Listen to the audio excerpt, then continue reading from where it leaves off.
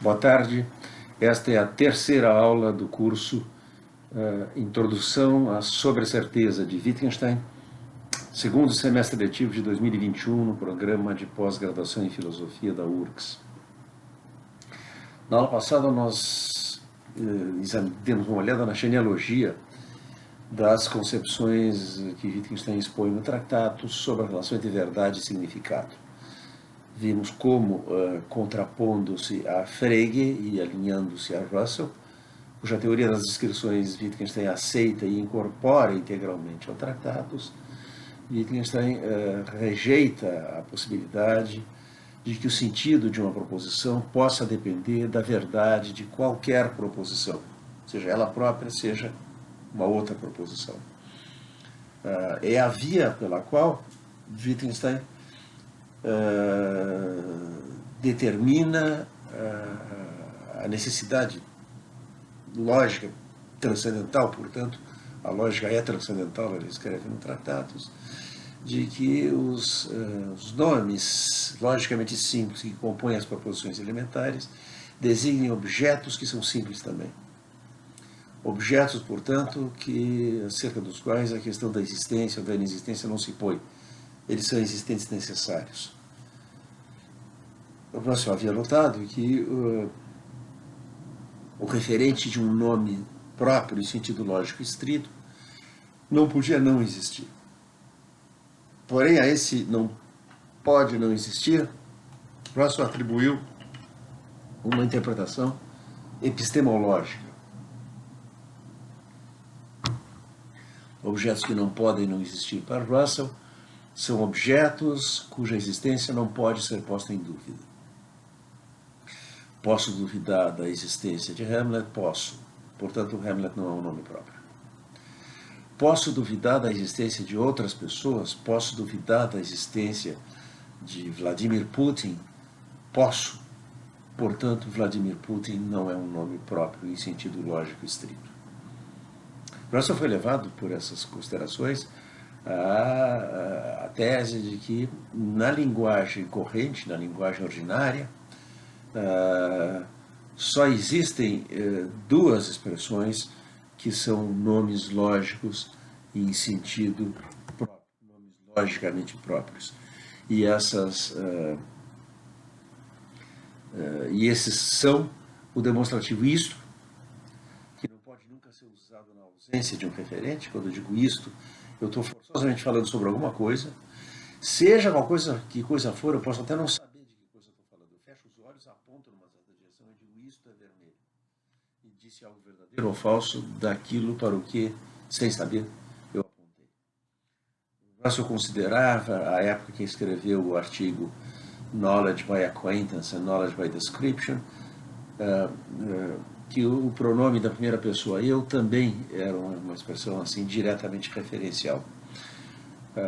Considerações humeanas sobre a inapreensibilidade na experiência do sujeito levaram Russell a abandonar essa tese. Quando ele republica o artigo Knowledge by Acquaintance and Knowledge by Description na coletânea Misticismo e Lógica, Russell põe uma nota de rodapé, em 1917, creio eu, Russell põe uma nota de rodapé dizendo que eu agora não incluiria mais eu e reduziria, ficaria apenas com o demonstrativo isso. Como Wittgenstein vai dizer mais tarde nas investigações filosóficas, a última palavra do mundo que ocorreria a alguém tratar como um nome próprio é para Russell o único exemplo de nome próprio que nós efetivamente empregamos. Bom, no trabalho de Wittgenstein, não cabe perguntar se nós podemos duvidar da existência de um objeto. E sim, qualquer que seja nosso estado de conhecimento, qualquer que sejam as nossas atitudes epistêmicas, cognitivas, cabe perguntar se um objeto pode não existir.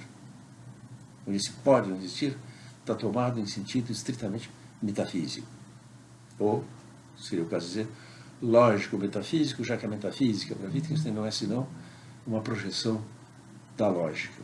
Desde das Notes on Logic, Wittgenstein havia escrito, a filosofia consiste de lógica e metafísica, a lógica é a sua base. Não é que a lógica é a base da metafísica, a lógica é a base da filosofia. Tá? Então, totalmente inaceitável o que escreveu lá no passado, no hoje praticamente não mais lido Companion do Wittgenstein's Tractatus, Max Black, que dizia que a lógica é importante porque conduz a consequências metafísicas. Nada podia ser mais estranho ao pensamento do Wittgenstein do que a ideia de que a lógica tenha consequências, muito menos consequências metafísicas. Tá? A lógica, as proposições da lógica, todavia, elas pressupõem, e aqui Wittgenstein emprega, ele sabe muito bem que está empregando, o mesmo verbo que Frege empregou. Frege havia sustentado que quando nós usamos termos singulares, nós pressupomos a sua referência. E sugeriu, no artigo sobre sentido e referência, que quando essa pressuposição falha, quando o nome não tem referência, o pensamento resultante não tem valor de verdade. Aí, porque ele tinha uma certa dificuldade de acomodar a ideia de um pensamento sem valor de verdade, Frege terminou por vir a falar em alguns dos escritos que compõem o seu Nachlass, a obra póstuma de Frege, em pseudo-pensamentos, Scheingedanken. Em inglês, a tradução corrente é mock thoughts. E um pseudo-pensamento é o sentido de uma proposição que não é usada acertoricamente. O nome genérico que Frege tem para essa classe de proposições é ficção. Na ficção nós não fazemos afirmações. Tá? E mesmo se um personagem de Shakespeare diz algo de podre no reino da Dinamarca, o ator que profere essas palavras no palco não está afirmando nada nem sobre a Dinamarca, nem sobre coisa alguma. Como dizia na aula anterior, se o embaixador da Dinamarca interrompesse a representação da peça para tomar satisfação dos atores, ele demonstraria não entender o que é teatro, o que é representação, o que é encenação. Frege não está muito interessado em ficção e simplesmente joga todos os casos em que pressuposições existenciais não estão satisfeitas nesta categoria dos pensamentos sem valor de verdade, ou, como ele vai dizer mais tarde, dos pseudo-pensamentos. O ator não expressa um pensamento, ele simula a expressão de um pensamento. Né? O que ele expressa é um pseudo-pensamento, é uma aparência de pensamento, é um Scheingedanken. Tá? Ora, Wittgenstein usa a expressão de Frege, que é voraussetzen, pressupor, numa passagem crucial do Tractatus, em 624, onde ele escreve: as proposições lógicas descrevem a armação do mundo. Nós vamos voltar a esse conceito de armação, Gerüst, que Wittgenstein volta a empregar em Sobre a Certeza. As proposições lógicas descrevem a armação do mundo, ou melhor, representam-la. Não tratam, entre aspas, de nada. Pressupõe, se setzen voraus, pressupõe que os nomes tenham significado e proposições elementares tenham sentido, e essa é a sua ligação com o mundo. Para Frege, todo nome, como todo predicado, como toda sentença completa, tinha sentido e referência. O sentido de um nome é um modo de apresentação do seu referente, a referência do nome é o objeto assim apresentado. O sentido de um predicado, de uma expressão em posição predicativa, é o modo de apresentação de um conceito, a referência é o conceito. Temos conceito e objeto, portanto, como referências, respectivamente, do sujeito e do predicado lógicos de uma proposição. Por fim, a proposição completa expressa um pensamento, que é o seu sentido, que é o modo de apresentação de um valor de verdade, que é a sua referência. Assim, todas as proposições verdadeiras referem o verdadeiro, e todas as proposições falsas referem o falso. Agora bem, nós vimos, estava muito bem no Tractatus, Wittgenstein então introduz expressamente o princípio da independência do sentido em relação à verdade, postula então que os objetos, que são as referências dos signos simples, que ocorrem nas proposições elementares, são objetos simples. E porque são objetos simples, são objetos indecomponíveis, são objetos que existem necessariamente, constituem por isso a substância do mundo. Vejam, diversamente de Frege, para Wittgenstein proposições têm sentido, e nomes têm referência. Proposições não têm referência e nomes não têm sentido. Todo o conteúdo semântico de um nome, está inteiramente com Russell e contra Frege aqui, se esgota no objeto que o nome nomeia. E Wittgenstein escreve, portanto, o objeto é simples, 202. E prossegue, todo enunciado sobre complexos pode se decompor em um enunciado sobre as partes constituintes desse complexo e as proposições que os descrevem completamente. Tá? Em três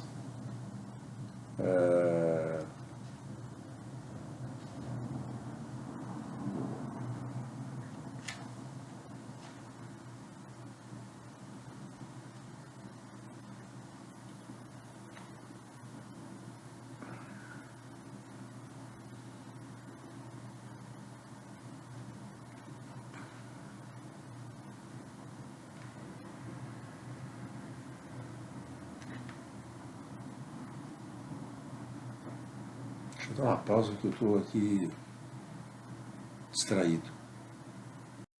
Em 3.2.4 do tratado, Wittgenstein escreve, antes, em 3.2.3, o postulado da possibilidade dos signais simples é o postulado do caráter determinado do sentido. O postulado da possibilidade dos sinais simples é o postulado do caráter determinado do sentido. A proposição que trata do complexo está em uma relação interna com a proposição que trata da parte constituinte desse complexo. O complexo só pode ser dado por meio de sua descrição e ela será ou não conforme. A proposição em que se fala de um complexo, que será caso ele não exista, não um contrassenso, mas simplesmente falsa. Como o Russell dizia, está ecoando on the note, a proposição que afirma que o rei da França é calvo, se, dado que o rei da França não existe, não é um contrassenso, mas é simplesmente falsa, porque uma das suas condições de verdade. Portanto, uma proposição que ela implica, e existe um rei da França, não está satisfeita. Tá? Porque todo enunciado sobre complexos pode se decompor em um enunciado sobre as partes constituintes desse complexo, e nas proposições que os descrevem completamente, Wittgenstein prossegue, os objetos constituem a substância do mundo, aquilo que não muda. Como quer que o mundo se apresente, o mundo vão ser configurações diferentes de objetos, há uma variedade de configurações possíveis, mas sempre são os mesmos objetos. Os objetos constituem a substância do mundo, por isso não podem ser compostos. E aí então, se o mundo não tivesse substância, ter ou não sentido uma proposição dependeria de ser ou não verdadeira uma outra proposição. Agora bem, isso tudo está muito legal, mas tínhamos um problema no Tratados, que é o tópico da seção 5.55 e aforismos subordinados, que era o problema das formas possíveis das proposições elementares. Tá? Wittgenstein escrevia, devemos agora responder a priori a questão de quais sejam as formas possíveis das proposições elementares. E imediatamente ele diz tudo que ele sabe. Tudo que ele sabe a priori é a proposição elementar consiste em nomes. Como não podemos, porém, especificar o número de nomes com significados diferentes, tampouco podemos especificar a composição da proposição elementar. E ele comenta agora, nosso princípio básico é que toda questão que possa ser decidida por meio da lógica deve poder se decidir de imediato. E se chegamos à situação de ter que olhar o mundo para solucionar tal problema, isso mostra que seguimos uma trilha errada para o princípio. Veja bem, é crucial aqui que para resolver uma questão lógica, eu nunca devo olhar para o mundo, não interessa como o mundo está. Como Wittgenstein diz, a lógica é anterior ao como o mundo está, não é anterior ao que. que haja um mundo. As proposições da lógica pressupõem que os nomes têm referência às proposições elementares têm sentido. E essa é a ligação das proposições da lógica com o mundo. Tá? Então ele diz, contra Russell aqui, a experiência, entre aspas, de que precisamos para entender a lógica não é a de que algo está assim e é assim, mas de que algo é. Mas isso não é experiência. A lógica é anterior a toda experiência de que algo é assim. Ela é anterior ao como, não é anterior ao que. E se não fosse assim, como poderíamos aplicar a lógica? Poder-se dizer, se houvesse uma lógica, ainda que não houvesse um mundo, como poderia então haver uma lógica, já que há um mundo? Russell disse que haveria relações simples entre diferentes números de coisas, individuals. Mas entre que números? E como se há de decidir pela experiência? A especificação de qualquer forma especial seria completamente arbitrária. Supõe-se, isso aqui é um sarcasmo, uma farpa endereçada a Russell, supõe-se que seja possível dizer a priori se posso, por exemplo, chegar à situação de ter que designar algo com o sinal de uma relação de 27 lugares. Sei lá se existem relações, funções com 27 lugares de argumento. Tá? No entanto, podemos levantar essa espécie de questão? Podemos instituir uma forma notacional e não saber se algo pode corresponder a ela? Tem sentido a questão o que deve ser a fim de que algo possa ser o caso? E diz, é claro que temos um conceito de proposição elementar. A abstração feita da sua forma lógica particular. Onde se pode, todavia, constituir símbolos de acordo com o sistema, esse sistema que é logicamente importante, e não os símbolos singulares. E além disso, seria possível que na lógica eu me ocupasse de formas que pudessem inventar? Pelo contrário, devo ocupar-me do que torna possível a mim inventá-las. Não pode haver uma hierarquia de formas de proposições elementares. Só podemos antever o que nós mesmos construímos. A realidade empírica é limitada pela totalidade dos objetos. O limite volta a evidenciar-se na totalidade das proposições elementares. As hierarquias são e devem ser independentes da lógica. Se sabemos, por razões puramente lógicas, que deve haver proposições elementares, deve sabê-lo quem quer que entenda proposições de sua forma não analisada. A compreensão da proposição percorre o caminho inverso da construção da proposição. A proposição é uma função de verdade de proposições elementares. Quem quer que compreenda a proposição sabe o que deve ser o caso para essa proposição ser verdadeira. Sabe, portanto, que proposições elementares devem ser verdadeiras para que essa proposição seja verdadeira. Portanto, todo mundo sabe. Tá? O gari que está recolhendo lixo na rua sabe que existem proposições elementares. Ou não sabe que sabe, mas sabe. É um conhecimento tácito que tem todo usuário da linguagem. De fato, prossegue Wittgenstein, contra Russell, de fato, todas as proposições da nossa linguagem comum estão logicamente, assim como estão, em perfeita ordem. O que há de mais simples que nos cumpre aqui especificar não é um símile da verdade, mas a própria verdade plena. E escreve, frase célebre, nossos problemas não são abstratos, mas talvez os mais concretos que existem. E por fim chega-se à solução do impasse. Devo poder dizer a priori as formas das proposições elementares, não consigo dizer a priori as formas das proposições elementares. Wittgenstein introduz uma divisão do trabalho entre a lógica e a aplicação da lógica. O que é a aplicação da lógica? É a análise lógica de proposições específicas de proposições dadas. Então ele diz a aplicação da lógica decide a respeito de quais proposições elementares existem.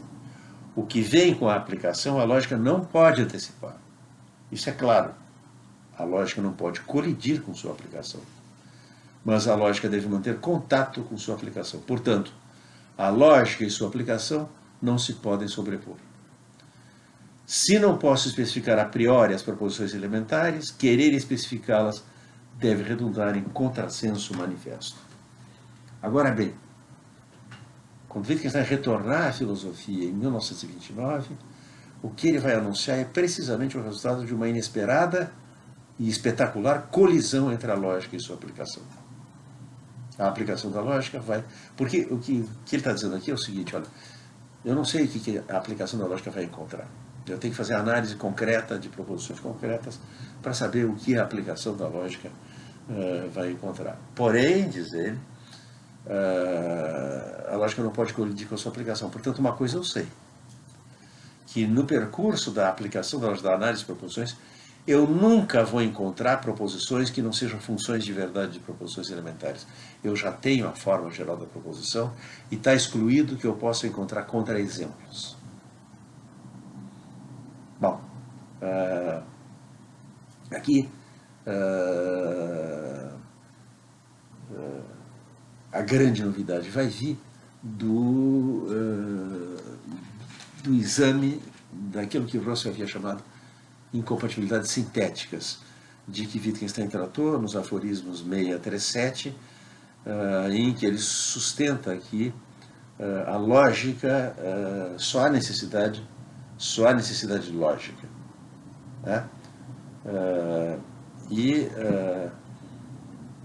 Assim como há apenas necessidade lógica, ele escreve em 6375, há também apenas impossibilidade lógica. Que, por exemplo, duas cores estejam ao mesmo tempo num lugar do campo visual é impossível, e na verdade, logicamente impossível, pois a estrutura lógica das cores exclui essa hipótese. Pensemos na maneira como essa contradição se apresenta na física. Vejam que ele usa o termo contradição. Mais ou menos assim, uma partícula não pode ter ao mesmo tempo duas velocidades. Isso quer dizer que não pode estar ao mesmo tempo em dois lugares. Isso quer dizer que partículas que estejam em lugares diferentes, a um só tempo, não podem ser idênticas. É claro que o produto lógico é conjunção, na terminologia de Russell. É claro que o produto lógico de duas proposições elementares não pode ser nem uma tautologia, nem uma contradição. O enunciado de que um ponto do campo visual tem ao mesmo tempo duas cores é uma contradição. O enunciado de que um corpo, um ponto no campo visual tem duas cores é uma contradição. Bom, se é uma contradição, se afirmar X é verde e depois X é vermelho é afirmar uma contradição, afirmar X é verde, X é vermelho, do mesmo ponto do campo visual ao mesmo tempo, então essas proporções não são elementares. Elas devem poder ser analisadas. Ora, Frank Ramsey, a quem Wittgenstein acredita o essencial do estímulo que ele recebeu para retornar à filosofia no final da década de 20, na sua brilhante resenha do Tratados, até hoje uma das melhores coisas que foram publicadas sobre Tratados, expressou ceticismo com relação a esse programa analítico anunciado aqui por Wittgenstein, de que deve ser possível decompor essas proposições sobre cores que são incompatíveis e encontrar aí dentro, em algum lugar, um sinal de negação. Porque à primeira vista não é disso que se trata. Isto é verde, não é a negação de isto é vermelho. A negação disso é vermelho e isto não é vermelho. No entanto, isto é verde e isto é vermelho são incompatíveis, porque levou Russell a falar de incompatibilidades sintéticas. E Wittgenstein basicamente quer eliminar a ideia de incompatibilidade sintética em favor da noção lógica de contradição. Sobre isso, Ramsey escreveu na sua resenha: a única necessidade é a da tautologia, a única impossibilidade é da contradição. Há grande dificuldade em sustentar isso, pois o Sr. Wittgenstein admite que um ponto no campo visual não pode ser, ao mesmo tempo, vermelho e azul. E, de fato, de outro modo, como ele pensa que a indução não teria uma base lógica, não teríamos nenhuma razão para pensar que podemos não chegar a um ponto no campo visual que é vermelho e azul. Daí ele diz, isso é vermelho e azul é uma contradição. Isso implica que os conceitos aparentemente simples, azul, supondo que isso signifique um matiz absolutamente especificado, são realmente complexas e formalmente incompatíveis. Ele tenta mostrar como pode ser isso, analisando-os em termos de vibrações. Mas mesmo supondo que o físico nos fornece uma análise do que queremos dizer ao falar vermelho, o Sr. Wittgenstein só está reduzindo a dificuldade à das propriedades necessárias do espaço, do tempo, da matéria ou do éter.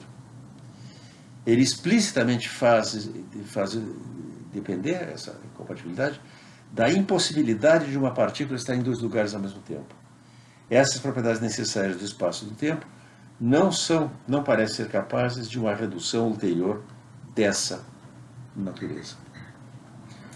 Provavelmente foi nos debates, nas discussões que ele travou com Ramsay, que o foi visitar lá na Áustria, no interior da Áustria, onde Wittgenstein era professor do ensino fundamental, e discussões sobre tratados. Porque no prefácio das investigações filosóficas, Wittgenstein dá crédito a Ramsay e as discussões que ele teve com Ramsay por ter levado a reconsiderar as suas concepções. O contraste crucial aqui é com Russell, que desde 1900, ele introduziu a noção no livro sobre a filosofia de Leibniz, que é de 1900, falou em incompatibilidades sintéticas, dando como exemplo as incompatibilidades entre cores. O capítulo Diferença de Sentido e Diferença de Sinal, que é o capítulo 27 da Principles of Mathematics, trata exatamente disso. Eu leio o final desse capítulo. Todas as magnitudes com sinal, é o que a nossa abordagem nos levou a reconhecer, são ou relações ou conceitos compostos em que relações ingressam. Mas o que diremos dos exemplos usuais de opostos? Bem e mal, prazer e dor, beleza e fealdade, desejo e aversão. O último par, do desejo e aversão, é muito complexo, e se eu tentasse uma análise deles, eu emitiria certas opiniões universalmente condenadas. Esse é o velho Russell, né? Com respeito aos demais, eles me parecem ter uma oposição de uma espécie muito diferente daquela entre duas relações assimétricas conversas, que A é mais alto que, B é mais baixo que, A é pai de, B é filho de. E análoga antes à oposição entre vermelho e azul, ou duas diferentes magnitudes da mesma espécie. Dessas oposições, que são constituídas pelo que pode ser chamado de incompatibilidade sintética, a oposição acima mencionada difere, as oposições acima mencionadas diferem apenas pelo fato de que nelas ocorrem só dois incompatíveis, ao invés de uma série inteira. A incompatibilidade consiste no fato de que dois termos que são assim incompatíveis não podem coexistir no mesmo ponto espaço-temporal, no mesmo lugar espaço-temporal. Não podem ingressar em proposições verdadeiras de certa forma, que diferem apenas pelo fato de que uma contém um dos incompatíveis, enquanto a outra contém o outro. Essa espécie de incompatibilidade, que usualmente pertence com respeito a alguma classe de proposições aos termos de uma série dada, é uma noção muito importante na lógica geral, mas de maneira nenhuma deve ser identificada com a diferença entre relações conversas mutuamente incompatíveis. A é pai de B, conversa B é filho de A.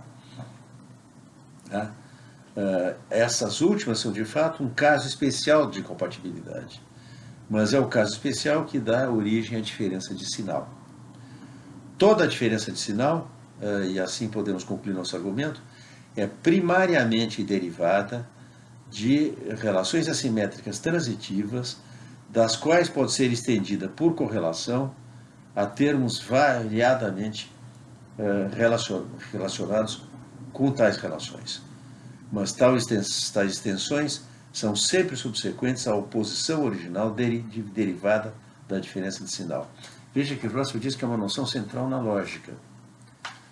E isso aqui é algo distintivo da concepção de lógica de Russell. A saber, a lógica, contrariamente ao que Wittgenstein diz desde a primeira linha dos cadernos de 1914 a 16 e reitera no Tratatus, a lógica para Russell não cuida de si mesma. A lógica tem pressuposições metafísicas. As propriedades que tornam as cores incompatíveis pertencem à construção metafísica da realidade. Em outras palavras, as incompatibilidades sintéticas de Russell são paradigmas do sintético a priori. Quem viu isso muito bem, levando em conta já a leitura de Some Remarks on Logical Form, de Wittgenstein, que Wittgenstein publicou em 1929, foi Moritz Schlick, que no artigo Existe um a priori material, ataca Edmund Husserl, para quem as incompatibilidades de cor são um paradigma de sintético a priori, sustentando a posição wittgensteiniana de que se trata de fato de contradições. O sintético a priori de Russell, todavia, não é como o de Kant ou de Husserl, algo que está fundado na estrutura das capacidades cognitivas humanas, em termos kantianos, formas da intuição e conceitos do entendimento. Não, o sintético a priori de Russell, que é um realista, que rejeitou a tradição idealista de Kant a Bradley, o sintético a priori russelliano é um a priori material, é um a priori que está inscrito na constituição metafísica da realidade. Vejam o que ele escreve no capítulo Matéria, capítulo 53 de The Principles of Mathematics. A característica mais fundamental da matéria está na natureza da sua relação com o espaço e o tempo. Duas porções de matéria não podem ocupar o mesmo lugar ao mesmo tempo. E a mesma porção não pode ocupar dois lugares ao mesmo tempo, embora possa ocupar dois momentos no mesmo lugar. Isso é, sempre que no momento dado, o que quer que no momento dado tenha extensão, não é uma porção indivisível de matéria. A divisão do espaço sempre implica a divisão da matéria ocupando o espaço, mas a divisão do tempo não tem a implicação correspondente. Essas propriedades são comumente atribuídas à matéria. Não pretendo afirmar que elas de fato pertencem à matéria. Por essas propriedades, a matéria se distingue do que quer que esteja no espaço. Considerem as cores, por exemplo. Elas possuem impenetrabilidade, de maneira que duas cores não podem estar no mesmo lugar ao mesmo tempo, mas não possuem a outra propriedade da matéria, pois a mesma cor pode estar em diferentes lugares ao mesmo tempo. Então, cores como a matéria têm a propriedade metafísica da impenetrabilidade, cores diversamente da matéria têm a propriedade metafísica de poderem estar em lugares diferentes ao mesmo tempo. Esse é o sintético a priori russelliano, e é isso que Wittgenstein pretende estar repudiando ao anunciar em 6375 que a afirmação de que um ponto no espaço visual tem ao mesmo tempo duas cores é uma contradição. A aplicação da lógica deve mostrar isso. Sabemos que é a aplicação da lógica que vai nos mostrar quais são as formas que nós efetivamente temos de proposições elementares. Bom, em 1929, Wittgenstein retorna a Cambridge para voltar a trabalhar em filosofia. O seu retorno foi institucionalmente algo complicado. Wittgenstein não tinha nenhum título em filosofia, ele não tinha feito graduação, ele não tinha feito mestrado nem doutorado. Moore achou uma solução, e a solução consistiu no seguinte: rompendo com todos os protocolos usuais sobre o que seja uma tese e que propriedades deve ter uma tese para ser defensável como uma tese de doutorado, Moore propôs que Wittgenstein submetesse o Tratatus, embora o livro tivesse publicado desde 1922, como sua tese de doutorado. E embora o livro não tivesse forma de tese de doutorado, não tem uma introdução, não tem conclusão, não tem notas, não tem referências bibliográficas, não tem nada disso. É um atestado da clarividência, da lucidez dos responsáveis pela filosofia em Cambridge naquela altura, que a proposta de Moore foi aceita. E uma banca foi montada, os membros da banca eram Russell e Moore. E o exame aconteceu durante uma tarde, em circunstâncias absolutamente incomuns, porque o autor do Tratados tinha agora objeções ao seu livro, encontrava problemas, e a banca tinha dificuldade de ver onde estavam os problemas. Então o candidato atacava a tese e a banca a defendia. No fim, diz Moore, não tínhamos a menor dúvida de que ele merecia receber o título, e conferimos o título. O que permitiu a Wittgenstein pleitear uma bolsa de pesquisa, o que hoje nós chamaríamos uma bolsa de pós-doutorado, com a qual ele ficou trabalhando em Cambridge. Nesse ano de 1929, Wittgenstein se comprometeu a participar do encontro conjunto da Mind Association com a Aristotelian Society e escreveu para apresentar nesse encontro o artigo Some Remarks on Logical Form, que basicamente diz, olha, voltei à filosofia por causa disto aqui. Que, como nós vamos ver, é uma expansão sistemática da objeção de Ramsey. O artigo foi publicado nos Proceedings of the Aristotelian Society para aquele ano, embora Wittgenstein na última hora tenha decidido no encontro não apresentar Some Remarks on Logical Form, e sim um outro material que ele tinha sobre a noção de infinito matemático. Como ele explicou para alguém, ele achava mais divertido falar sobre o infinito matemático, ainda que Some Remarks fosse também divertido. Era mais divertido falar do infinito matemático, mesmo que a maioria das pessoas não entendesse nada, ele acrescentou. Bem, Some Remarks on Logical Form é a única outra publicação filosófica de Wittgenstein desde os Tratados. Ele havia publicado em 1912, quando estava lá estudando com o professor, uma resenha do livro de Coffey, Logic, e durante a sua estadia na Áustria, ele compôs um dicionário para uso dos estudantes do ensino fundamental na Áustria. E essa publicação didática é a outra publicação dele. Some Remarks on Logical Form é a única publicação filosófica depois do Tratados e a última publicação filosófica de Wittgenstein. Nos 22 anos que vão se seguir daí, ele nunca mais publicou nada, embora tenha escrito um monte de coisa.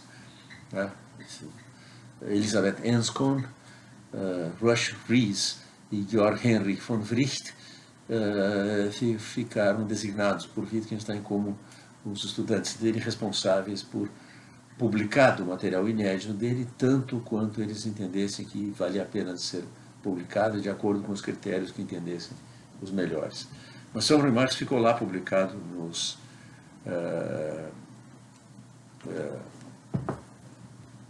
anais da Proceedings of the Aristotelian Society.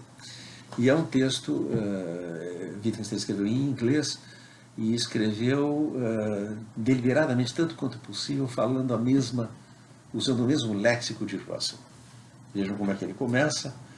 Toda proposição tem um conteúdo e uma forma. Obtemos a imagem da forma pura se abstrairmos do significado das palavras singulares, ou dos símbolos singulares na medida em que tenham significados independentes.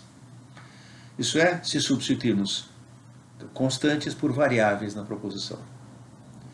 As regras da sintaxe que se aplicavam às constantes devem se aplicar também às variáveis. Por sintaxe, nesse sentido geral da palavra, eu entendo as regras que nos dizem em que combinações uma palavra faz sentido, assim excluindo estruturas sem sentido. A sintaxe da linguagem ordinária, como é sabido, não é adequada para esse propósito. Ela não previne, em todos os casos, a construção de proposições sem sentido. Construções como vermelho é mais alto que verde, ou o real, embora seja um em si, deve poder se tornar um para mim, etc. Se tentamos analisar as proposições dadas, encontraremos, em geral, que são somas lógicas, disjunções, produtos lógicos, conjunções, ou outras funções de verdade de proposições mais simples. Mas nossa análise, se levada até o fim, deve chegar ao ponto em que encontra formas proposicionais que elas próprias são compostas de formas proposicionais, que elas não são elas próprias compostas de formas proposicionais mais simples, são as mais simples. Devemos finalmente chegar à conexão última de termos, a conexão imediata que não pode ser rompida sem destruir a própria forma proposicional. As proposições que representam essa combinação última de termos, eu chamo, seguindo Bertrand Russell, proposições atômicas. Assim, elas, então, são o núcleo de toda a proposição. Elas contêm o material e todo o resto é apenas um desenvolvimento desse material. Portanto, é para elas que devemos nos voltar para encontrar a matéria das proposições, de que elas tratam. E agora, algo completamente inesperado vindo de Wittgenstein. É tarefa da teoria do conhecimento encontrá-las e compreender sua construção a partir de palavras e símbolos. Como assim? É tarefa da teoria do conhecimento encontrar as proposições elementares. O que antes era tarefa da aplicação da lógica, agora é tarefa da teoria do conhecimento. Russell não tem nenhuma objeção. É exatamente o que Russell pensa. Mas, se tratando de Wittgenstein, é uma completa novidade. E por que é que ele está introduzindo isso? Porque nós estamos às voltas com propriedades e relações que não são puramente lógicas. E aqui Wittgenstein está às voltas com um dilema, eu vou enfatizar isso muito, ou seguir Russell na direção de admitir alguma forma de sintético a priori, ou reconsiderar o domínio da lógica. De tal forma que lógica, a noção expandida de lógica, compreenda não apenas relações formais e propriedades formais, mas propriedades e relações materiais. Tá? A tarefa é expressar num simbolismo adequado o que na linguagem ordinária leva a infindáveis mal-entendidos. Isso é, onde a linguagem ordinária encobre a estrutura lógica, onde admite a formação de pseudoproposições, onde ela usa termos numa infinidade de significados diferentes, devemos substituí-la por um simbolismo que dá uma imagem clara da estrutura lógica, exclui pseudoproposições e usa os termos sem ambiguidade. Ora, só podemos substituir a linguagem imprecisa por um simbolismo claro, inspecionando os fenômenos que queremos descrever, assim tentando compreender sua multiplicidade lógica. Então, teoria do conhecimento é uma análise, uma investigação dos fenômenos. É como ele vai dizer depois, é uma fenomenologia. Isso é, só podemos chegar a uma análise correta através do que pode ser chamada a investigação lógica dos fenômenos eles próprios. Isso é, em certo sentido a posteriori, e não conjecturando sobre possibilidades a priori. Não tinha no Tratados lugar nenhum para em certo sentido a posteriori. Mas nós estamos aqui tocando pela primeira vez o tema central que nos 20 anos subsequentes vai ocupar a Wittgenstein. Que uma investigação lógica possa depender da consideração da verdade ou falsidade de proposições que nós não podemos conhecer conjecturando sobre possibilidades a priori. Tá? O tema central de São Remarques da Lógica Forma é que as incompatibilidades sintéticas não são contradições, afinal de contas.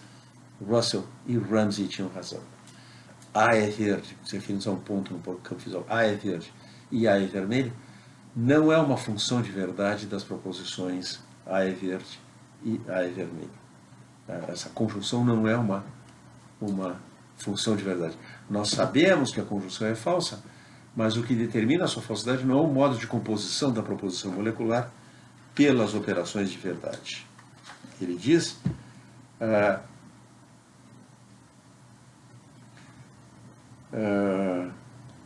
uma forma atômica não pode ser antecipada. E seria surpreendente se os fenômenos atuais não tivessem nada a nos ensinar sobre a sua estrutura. Tá? Então, Wittgenstein dá um exemplo de como nós não podemos, a partir das formas da linguagem, antecipar as formas dos fenômenos, imaginando o seguinte: nós temos dois planos, 1 e 2. No plano 1, nós temos elipses e retângulos. E agora nós vamos projetar elipses e retângulos no plano 2, mas no plano 2 nós vamos ter círculos e quadrados. A nossa projeção não é a projeção ortogonal. Tá?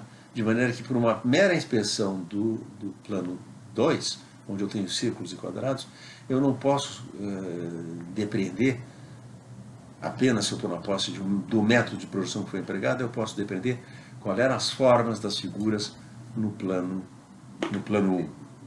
Tá?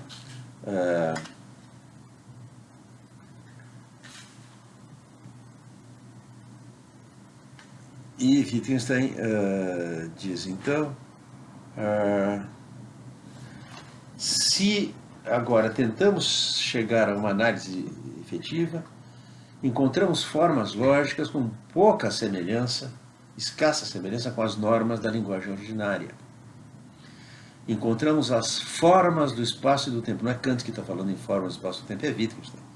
As formas do espaço e do tempo, com todo o múltiplo de objetos espaciais e temporais, como cores, sons, etc., com suas gradações, transições contínuas e combinações em várias proporções, todas as quais não podemos capturar pelos nossos meios ordinários de expressão. E agora ele diz, e aqui eu quero fazer a minha primeira observação definida acerca da análise lógica dos fenômenos efetivos.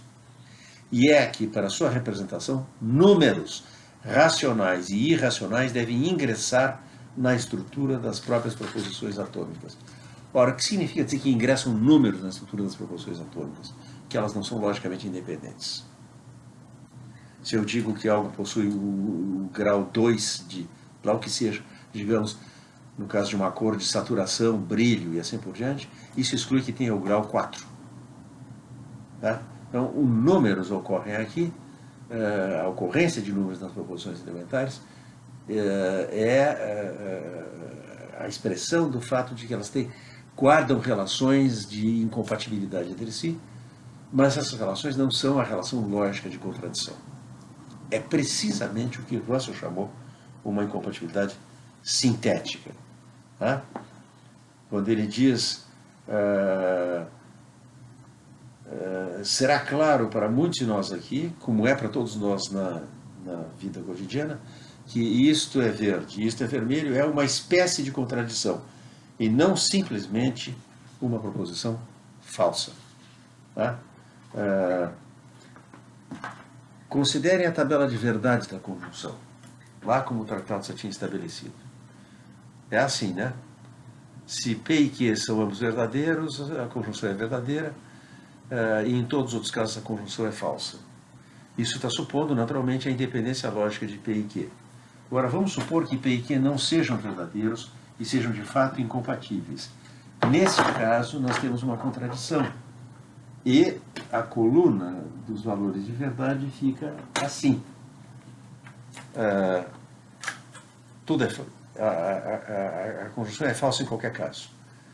Quer quando os dois termos sejam verdadeiros, quer quando algum deles é falso, quer quando todos sejam falsos. Agora, se P é X, o A, um ponto no campo visual, se P é A é verde e Q é A é vermelho, a primeira linha tem que cair fora. Porque não é que a primeira linha vai ser falsa quando eu digo A é verde, A é vermelho. Essa conjunção é impossível. Eu nunca posso ter A é verde, verdadeiro, ao mesmo tempo que A é vermelho.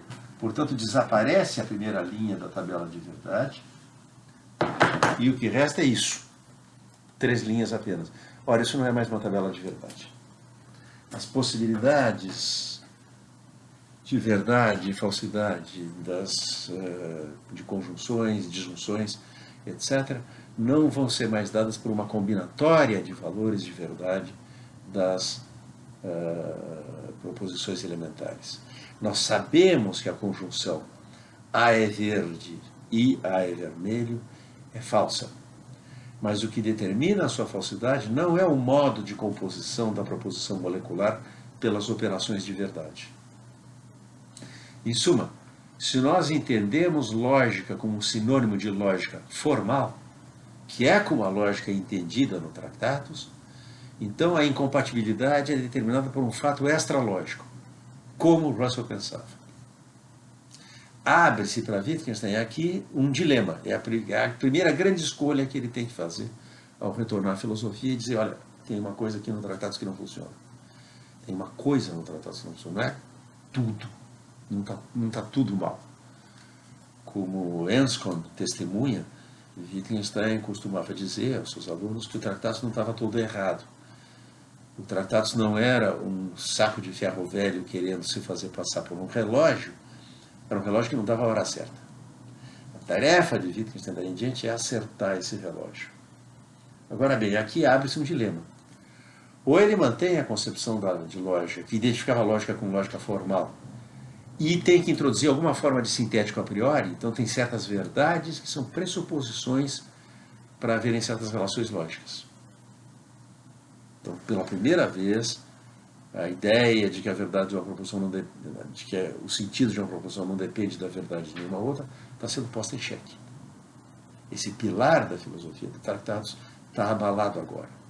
E esse é o início do caminho que vai nos levar até finalmente sobre a certeza. Mas uma opção era manter a concepção de lógica como lógica formal, a concepção tratariana de lógica, e introduzir alguma forma de sintético a priori, né? Acompanhando o Russell nisso. Ou então rever a concepção de lógica.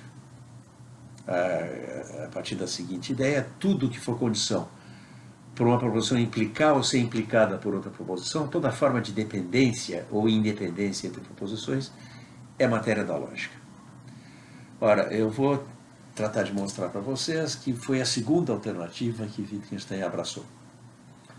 E é por isso que, por volta de 1930, ele retira o termo lógica de circulação, ele deixa de empregar e passa a empregar, em troca, o termo gramática. O que é gramática no Wittgenstein da década de 30? É lógica, mas é lógica compreendendo tanto a lógica formal como o que a gente poderia chamar de lógica material.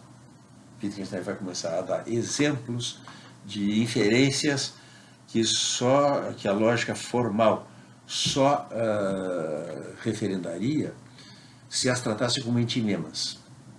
Por exemplo, este homem tem 1,80 m de altura, logo não tem 1,90 m. Wittgenstein vai sustentar que essa é uma referência válida e não depende de uma premissa maior se algo tem 1,80 m, então não tem 1,90 m. Já está na relação interna entre os graus. Tá? Wittgenstein escreve em Some Remarks: a ocorrência de números nas formas das proposições atômicas é, na minha opinião, não apenas um aspecto de um simbolismo especial, mas um aspecto essencial e, portanto, inevitável da representação. E números vão ter que ingressar nessas formas quando, como diríamos na linguagem ordinária, estamos lidando com propriedades que admitem gradação. Isso é, propriedades como o comprimento de um intervalo, o timbre de um som, o brilho ou vermelhidão de um matiz de cor, etc. É uma característica dessas propriedades que um grau de uma delas exclui qualquer outro. Um matiz de cor não pode simultaneamente ter graus diferentes de vermelhidão. Um som não pode ter duas intensidades diferentes. E o ponto importante aqui é que essas observações não expressam uma experiência, não são empíricas, mas são em certo sentido tautologias. Em certo sentido, porque estritamente não é o que o Tratatus definiu como uma tautologia. É? Todo mundo sabe disso na linguagem cotidiana. Se alguém diz que temperatura está fazendo lá fora, e eu digo 24 graus, e aí a pessoa perguntasse, e por acaso está fazendo 22, eu disse 24. Nós tomamos o enunciado de um grau de temperatura, por exemplo, como uma descrição completa que não requer complementação. Assim, quando nos perguntam, nós dizemos que horas são e não precisamos dizer que horas não são. Aí ele dá uma notícia do que é que ele tinha tido em vista lá no Tratatus. Tá? Como é que ele tinha imaginado analisar as incompatibilidades sintéticas? Resgatando a promessa de que essas conjunções eram contradições. Tá? Poder-se-ia pensar, e eu pensei não faz muito tempo, que o enunciado expressando um grau de qualidade poderia ser analisado num produto lógico de enunciados mais simples de quantidade e uma cláusula complementar de completamento. Tal como eu poderia descrever os conteúdos do meu bolso dizendo contém um penny, um shilling, 2 chaves e mais nada. Este e mais nada é o enunciado suplementar que completa a descrição. Isso está de acordo com a concepção do Tractatus. Wittgenstein não identificava a codificação universal com uma conjunção, nem a codificação existencial com uma disjunção. Mesmo que todos os x sejam A, B e C, para todo x f de x não é equivalente a f de A e f de B e f de C, e sim a f de A e f de B e f de C, e A, B e C são todos os x. A notação de generalidade continha um protótipo que Wittgenstein não pretendeu analisar, e por isso, como ele diz, separa o conceito todo da função de verdade. Esse, e nada mais, é o enunciado suplementar que completa a descrição. Mas isso não vai servir para analisar um enunciado de grau.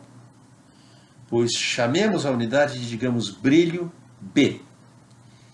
E EB é o enunciado de que a entidade E possui esse brilho. Nesse caso, a proposição E2B diz que E tem 2 graus de brilho, deveria ser analisável no produto lógico EB e EB, mas isso é equivalente a EB.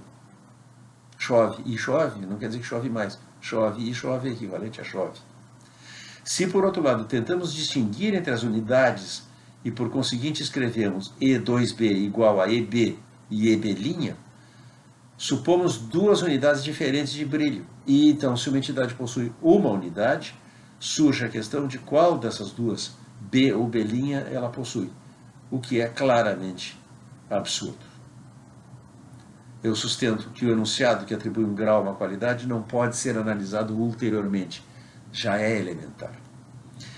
E mais que a relação de diferença de grau é uma relação interna, que é, por conseguinte, representada por uma relação interna entre os enunciados que atribuem os diferentes graus.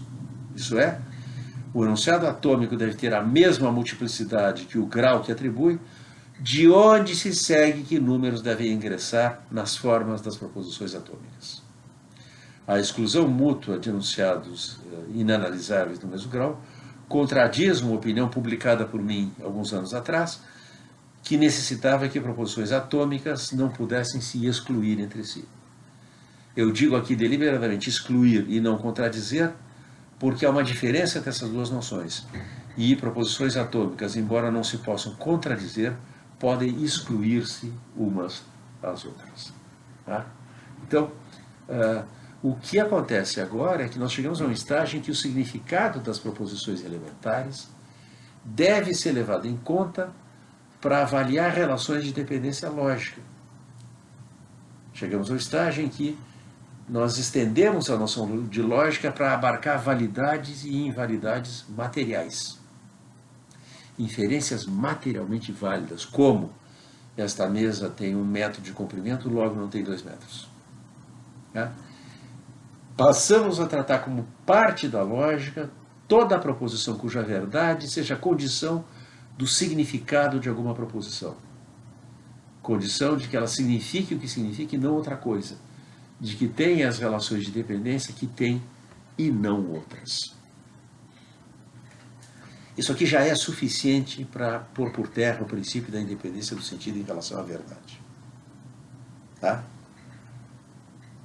Bem entendido no caso das cores, nós sabemos a priori que a atribuição de uma cor a um ponto é incompatível com a atribuição de outra cor. Mas o caso com o qual o Wittgenstein vai passar a se ocupar imediatamente é o das medidas. Porque nós estamos tratando de propriedades que admitem grau. E a relação interna entre os graus de um gradiente é uma relação de incompatibilidade. Se eu digo que está fazendo 24 graus lá fora, não está fazendo 22. Se eu digo que a mesa tem 1 metro de comprimento, então não tem 2. Se eu digo que o homem tem 1,80 m de altura, então não tem 1,90 m. Mas as medidas suscitam a dificuldade de que Wittgenstein vai passar a se ocupar no grande livro que ele escreve durante o seu primeiro ano de permanência em Cambridge é um livro que ele não conclui, e que, portanto, ele não publicou, por conseguinte, mas é um manuscrito sobre o qual Russell teve que dar um parecer quando se tratou de avaliar a renovação da Bolsa de Wittgenstein. É um manuscrito intitulado Observações Filosóficas, Philosophische Bemerkungen. Aí, a secção, deixa eu ver qual é que ela é,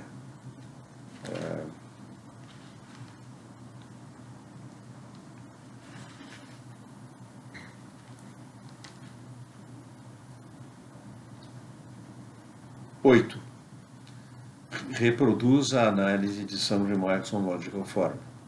Tá? Ele começa a seção 8 dizendo: nosso primeiro pensamento é que é incompatível para duas cores estarem num lugar ao mesmo tempo. Tá? Mas diferentes graus excluem um ao outro, de onde se segue que a presença de um que a presença do outro não é possível.